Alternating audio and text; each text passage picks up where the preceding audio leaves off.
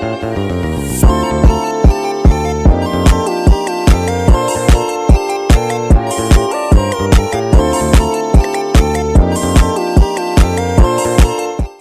semuanya, perkenalkan nama saya Rista Veronica Nainggolan dengan NPM 2301020006.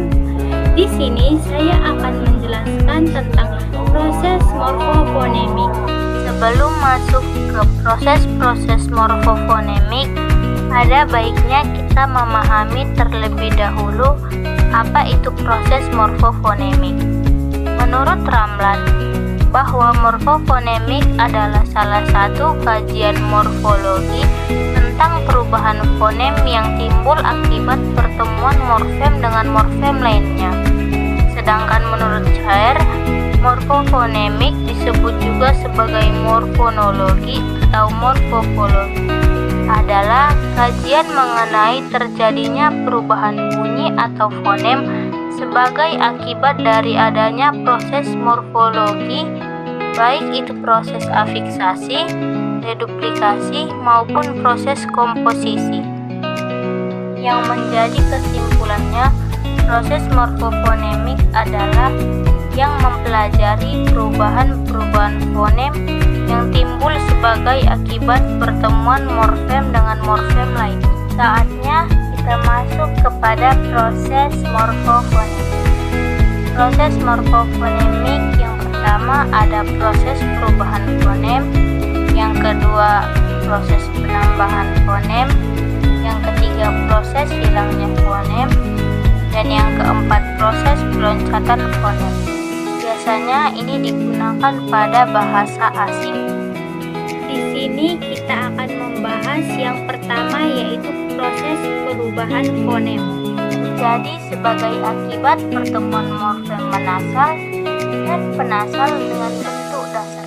Yang pertama, fonem N pada morfem menasal dan penasal berubah menjadi fonem apabila bentuk dasar yang mengikutinya berawal dengan E, B, dan F.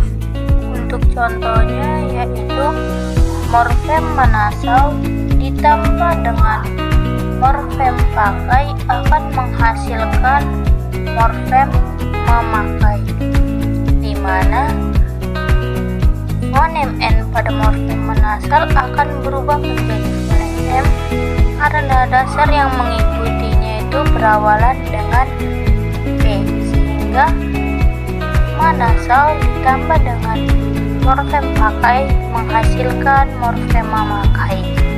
Contoh lainnya yaitu morfem penasal ditambah dengan morfem beli akan menghasilkan morfem pembeli, di mana penjelasannya juga sama seperti contoh yang sebelumnya, di mana fonem N pada morfem penasal berubah menjadi fonem M karena bentuk dasar yang mengikutinya berawalan dengan fonem B, sehingga morfem penasal ditambah dengan morfem beli menghasilkan morfem pembeli. Dua, fonem N pada menasal dan penasal berubah menjadi fonem N apabila bentuk dasar yang mengikutinya berawalan dengan fonem T, D, dan S. Sebagai contohnya, morfem menasal ditambah dengan morfem tolak akan menghasilkan morfem menolak, di mana fonem N pada morfem menasal berubah menjadi fonem N karena bentuk dasarnya sudah mengikuti awalan fonem T, sehingga morfem menasal ditambah dengan morfem tolak menjadi morfem menolak. Contoh lain, morfem penasal ditambah dengan morfem dengar akan menghasilkan morfem pendengar, di mana penjelasannya juga sama seperti contoh yang tadi. Fonem N pada morfem penasal berubah menjadi fonem N karena bentuk dasarnya sudah mengikuti fonem D, sehingga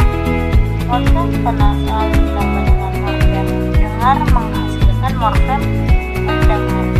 Yang ketiga, fonem N pada morfem menasal dan penasal berubah menjadi NY atau ny apabila bentuk dasar yang mengikutinya berawalan dengan SY, E, dan J. Untuk contohnya, morfem menasal ditambah dengan morfem serang akan menghasilkan morfem menyerang, di mana fonem N pada morfem menasal berubah menjadi nya karena bentuk dasar yang mengikutinya sudah berawalan dengan S, sehingga morfem menasal ditambah dengan morfem serang menghasilkan morfem menyerang, bukan menserang.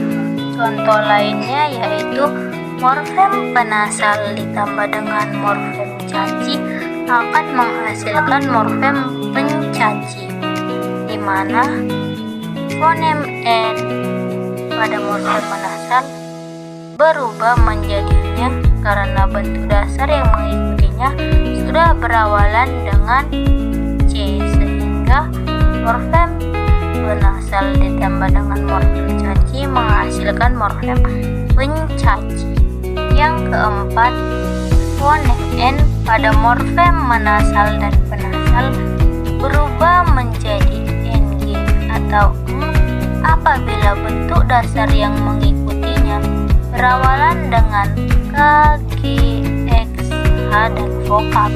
Sebagai contohnya, morfem menasal ditambah dengan morfem kejar akan menghasilkan morfem mengejar, di mana fonem N pada morfem menasal berubah menjadi NG atau karena bentuk dasar yang mengikutinya sudah berawalan dengan K, sehingga morfem menasal ditambah dengan morfem kejar akan menghasilkan morfem mengejar, bukan mengkejar.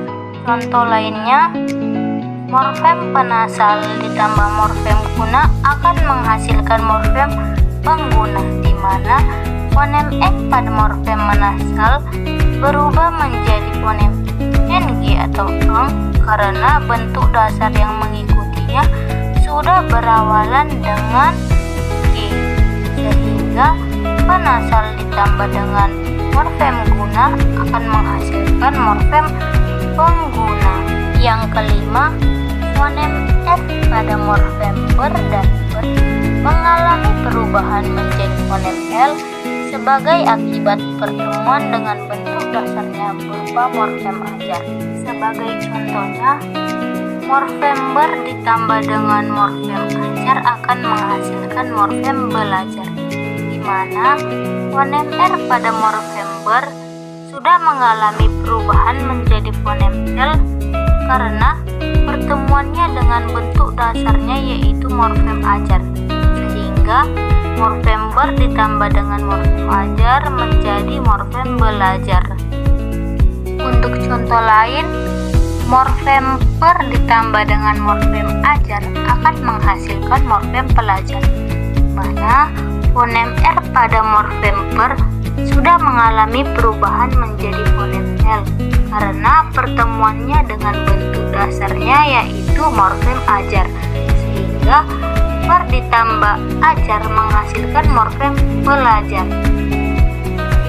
Keenam, fonem dengan simbol tanda tanya atau yang disebut dengan fonem K atau bunyi hamzah pada morfem ke akhiran an, penasal akhiran an, dan yang berakhiran dengan I mengalami perubahan menjadi fonem K sebagai akibat pertemuan dengan bentuk dasarnya berakhiran dengan fonem yang bersimbol tanda tanya atau fonem K atau bunyi hamzah tersebut.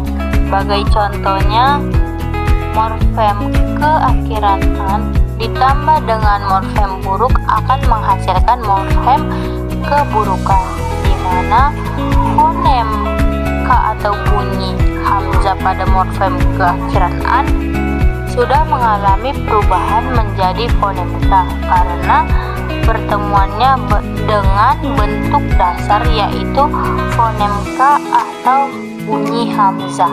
Saatnya kita masuk ke proses morfofonemik yang kedua, yaitu proses penambahan fonem, di mana terjadi sebagai akibat pertemuan morfem nasal dan penasal dengan bentuk dasarnya yang terdiri dari satu suku kata, di mana yang pertama fonem tambahan e sehingga menasal berubah menjadi menge. Sebagai contohnya mengeboh. Yang kedua, fonem tambahan e sehingga penasal berubah menjadi penge. Contohnya pengelas.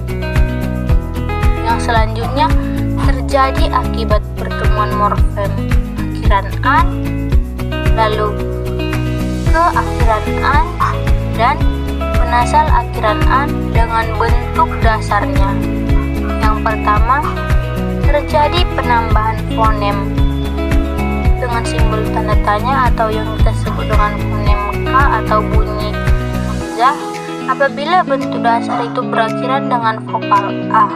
Contohnya, morfem penasal akhiran an ditambah dengan morfem coba akan menghasilkan morfem pencobaan, serta ketika kita membacanya akan menjadi tulisan seperti ini.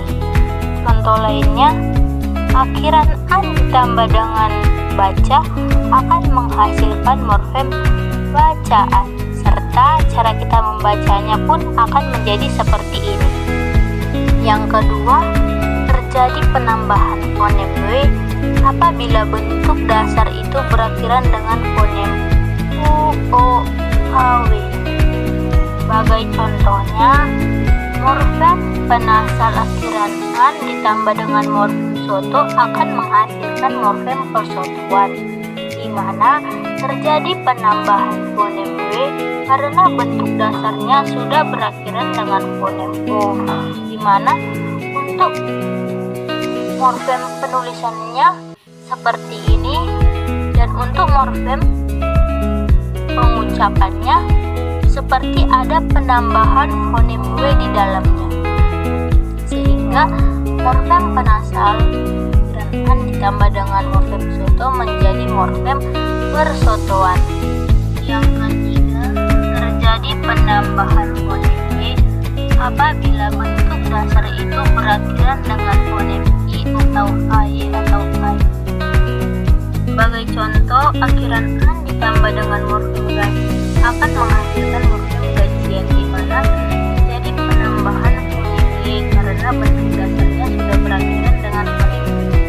Sehingga jika dalam penulisan morfem gajian tidak mencantumkan fonem Y, namun ketika kita membacanya fonem Y akan seolah-olah ada dalam pengucapan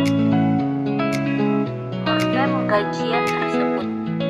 Sekarang saatnya kita masuk ke proses penghilangan fonem, di mana yang pertama proses hilangnya fonem N pada menasal dan penasal dengan bentuk dasar yang berawalan dengan fonem L, R, Y, W, dan nasal. Untuk contohnya, menasal ditambah dengan morfem langgar akan menghasilkan morfem melanggar, di mana terjadi penghilangan dari fonem N pada menasal karena bentuk dasarnya sudah berawalan dengan fonem L, sehingga morfem menasal ditambah dengan morfem langgar menjadi morfem melanggar. Contoh lainnya, morfem penasal ditambah dengan morfem rusuh akan menjadi morfem berusuh, di mana juga terjadi penghilangan pada fonem N pada morfem menasal karena telah bertemu dengan bentuk dasar yang berawalan dengan fonem R, sehingga morfem penasal ditambah dengan morfem rusuh menjadi morfem perusuh, bukan penrusuh. Kedua, fonem R pada morfem ber dan ter hilang akibat pertemuan morfem itu dengan bentuk dasar yang berawal dengan fonem R dengan bentuk dasar yang suku pertamanya berakhiran dengan R. Sebagai contohnya, morfem ber ditambah dengan morfem rencana akan menghasilkan morfem berencana, di mana terjadi penghilangan pada fonem R di morfem ber karena telah bertemunya morfem itu dengan bentuk dasar yang berawalan dengan fonem R, dan bentuk dasar yang suku pertamanya juga berakhiran dengan R, yaitu rencana, sehingga morfem ber ditambah dengan morfem rencana menjadi morfem berencana. Lainnya, morfem ter ditambah dengan morfem percaya akan menjadi morfem gak percaya, di mana ada penghilangan dari fonem R pada morfem ber karena telah bertemunya morfem itu dengan bentuk dasar yang suku pertamanya berakhiran dengan R, yaitu ber, sehingga morfem ter ditambah dengan percaya menjadi morfem gak percaya. Fonem pada awal morfem hilang sebagai akibat pertemuan morfem penasal dan penasal dengan bentuk dasar yang berawal dengan fonem-fonem itu. Sebagai contohnya, morfem menasal ditambah dengan morfem pukul menjadi morfem memukul, di mana terjadi penghilangan fonem P pada morfem pukul karena pertemuannya dengan morfem menasal, sehingga morfem menasal ditambah dengan morfem pukul menjadi morfem memukul, bukan morfem mempukul. Contoh lain, morfem menasal ditambah dengan morfem tanam menjadi morfem menanam, di mana juga ada penghilangan fonem T pada morfem tanam karena adanya pertemuan fonem T pada morfem menasal, sehingga morfem menasal ditambah dengan morfem tanam menjadi morfem menanam. Sekian penjelasan mengenai proses morfofonemik. Apabila ada kesalahan dalam penjelasan materi ataupun pengucapan, saya mohon untuk